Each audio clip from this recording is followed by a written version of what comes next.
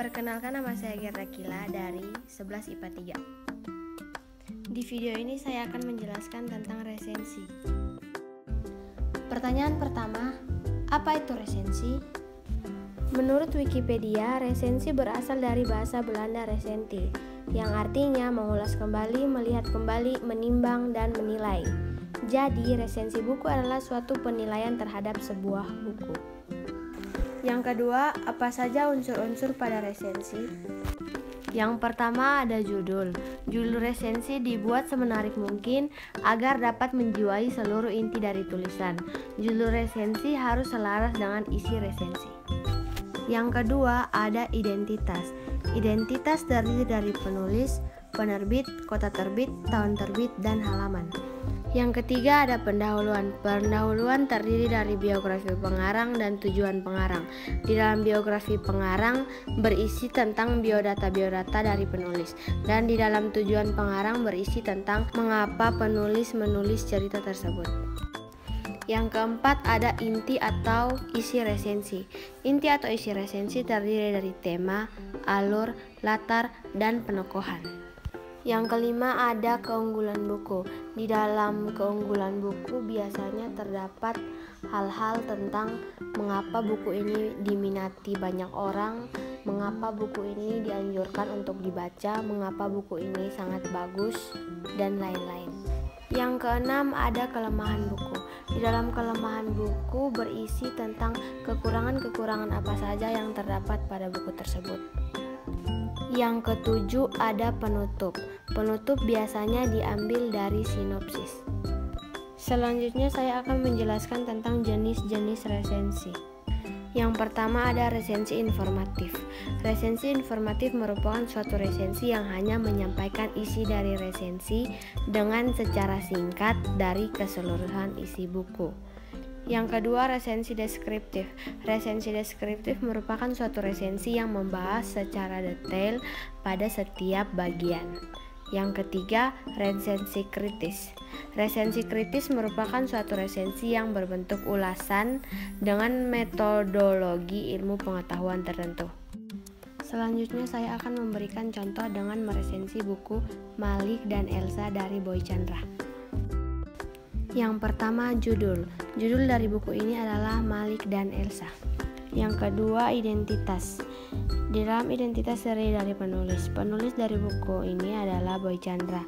Yang kedua penerbit. Penerbit dari buku ini adalah Media Kita. Yang ketiga kota terbitnya ada di Jakarta. Yang keempat tahun terbitnya adalah 2018. Dan yang kelima halaman. Terdiri dari 186 halaman. Yang ketiga ada pendahuluan. Di dalam pendahuluan terdapat biografi pengarang.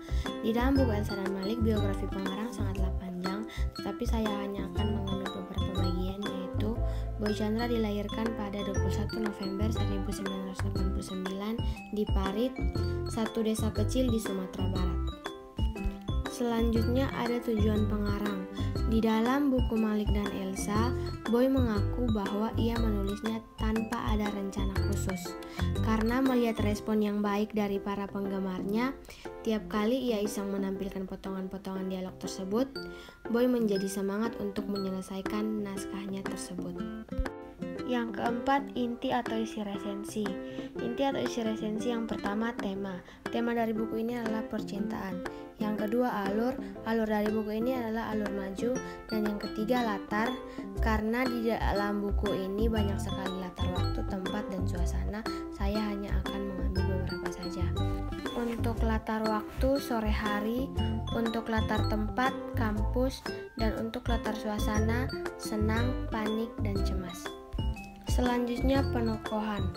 Untuk tokoh Malik, ia merupakan orang yang baik, periang, lucu, dan sopan.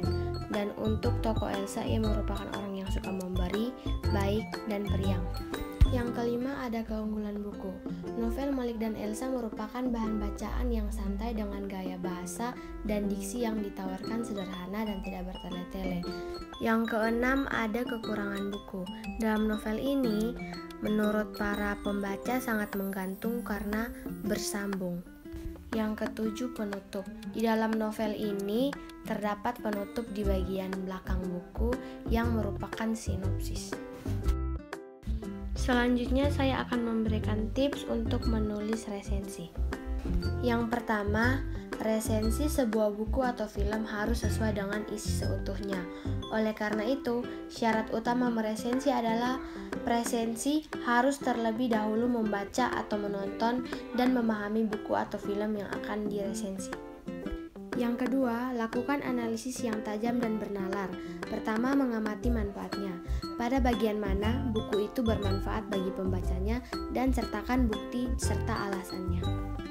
Yang ketiga, gunakan bahasa yang terstruktur, lugas, dan jelas sehingga memudahkan pembaca memahami tulisan Anda. Pilihlah kata-kata yang tepat dan sesuai untuk merangkai tulisan resensi Anda. Sekian dari saya penjelasan tentang resensi. Semoga bermanfaat. God bless you.